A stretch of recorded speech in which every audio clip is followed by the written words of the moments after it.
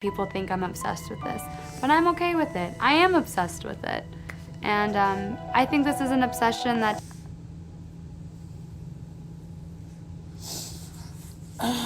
Good morning, y'all. Good morning. Oops, dropped the camera. All right, let's try this again. Good morning, everybody. Oh, Lord. How are we doing today? Okay. Now, you're going to have to forgive my arm. I think the battery of is at the, I don't know how to call that thing again. But I think the battery's dead. But, how are we doing today? All right, so I had stopped by, I think 3 weeks ago, and I said I was gonna be doing a lot of videos and just talking about me, sharing some experiences about the things I've been through, what I've learned, how I've grown so far in my life. And also, I recently just had surgery, in recovery right now. So it's been great. I'm grateful to the Lord for quick recovery. I didn't know I was going to be up on my feet so soon, but I'm up and moving. A little pain here and there, but I'm making it. So this journey is just about rediscovering me. Like I said, my name is Larice. I'm 33. What am I going to say? Okay. I live in the United States, but I'm originally from Cameroon, that's in West Africa. I'm from a family of 6. I have my big brother passed away in 2017. And then I have a big sister. I'm the middle child. And then I have 3 younger brothers. And most of our life, we grew up as, I'll say orphans, because my dad passed when I was 7. And it's, if you could take 7 and I'm 33, you could say most of my life I grew up without my dad. And my mom has been my dad, my aunts, my cousin, my everything, what you can name it. She has just been that pillar for my family. And I'm just so grateful that we have her with us. And she's been that shoulder you can cry on, that friend, she listens. She's just that strong woman. She raised 6 kids on her own, no help from nobody. And it was just magical.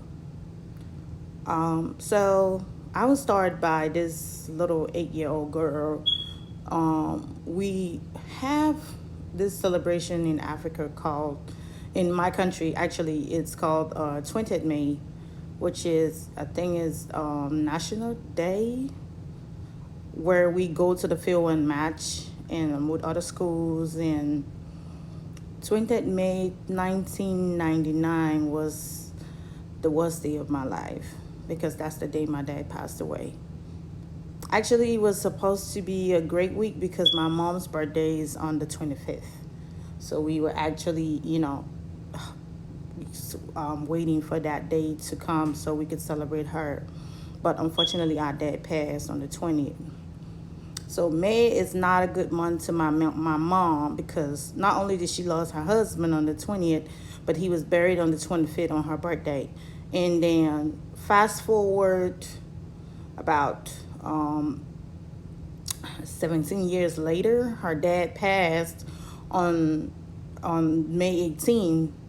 So, and he was buried 2 days after her birthday. So that month is a kind of a month where it's Mother's Day month, but it's kind of like something that comes to get my mom every time. But I just wanted to touch base and share a little backstory about me, my siblings, and then my story that brought me to this point.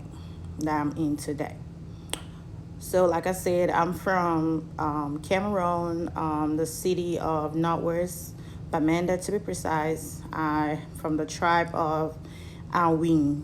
And by food, I know some of you don't know what that is, but my mom is from a different tribe and my dad is from a different tribe.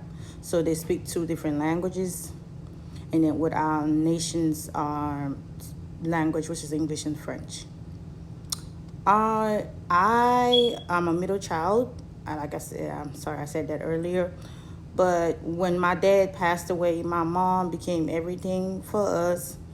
We literally, she literally had to stop her dream as a nurse and start doing menial jobs like farming, farm for people to get paid so we could eat, and so she could fend for us. And also she will do, like, she had this little tent in my school when I was in primary school, where she would do some what we call beignet. She fried gâteau or beignet near our school and sell to my friends and I. So in the morning we'll get up and we'll help my mom prep. We'll go near the school and she will put her little store up and start selling, and then when it's time we can just go to school. My mom did that for I think all to I left primary school, and then she started selling food, like cooked food. And she didn't have a restaurant, but there was a motor park called Santa Pac. Those people were from my town will know what that is. My mom will cook and we'll help her put the food in, like, containers that will keep the food hot, and we'll take it, put it in a taxi, and we will take her to her little spot where she will sell. And after she sells, she will get help, or sometimes she will pay people to help her do the plates, because at that time she didn't have enough, so she couldn't pay workers. But somebody will come just for the day and help her wash plates and help serve the food, or she will have to do that all by herself because we were in school. And my siblings and I will, when we get off school, we'll go to the farm after school, because she had this little garden farm where we'll have to go water the vegetables, so we could also sell those fresh vegetables to buy, like, some condiments for, like, maggi, salt, fish, whatever we could afford as meat in the house to be able to cook, because we mostly had food because we farm a lot. So, but we need order. So we had to sell those food that we found in order to eat. But we kept some for ourselves. So we'll sell the spices, the fresh vegetables, the carrots, the little green beans at that point, so that we could get some meat for the household. And I think I would say everybody in my family is pretty much business oriented, because we grew up selling.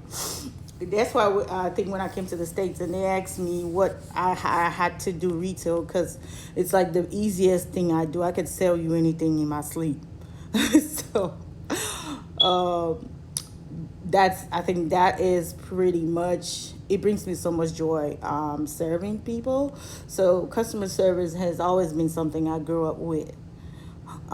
So we lived that way for a long time, and it was a great joy, that everybody in the household could pitch in here and there to support us. We supported each other in one way or the other, and working together and selling. My big brother was the king of what we call peanuts. We call it granotes. My big brother, you couldn't compete with my brother when he was selling his granotes. He was like, they called him Chinese man. He could sell anything, and then he would sell fruits. There's watermelon, pawpaw, and other fruits. He was the best. He was the greatest salesperson ever.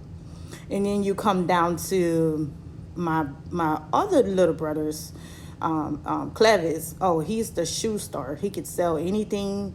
He loves selling shoes.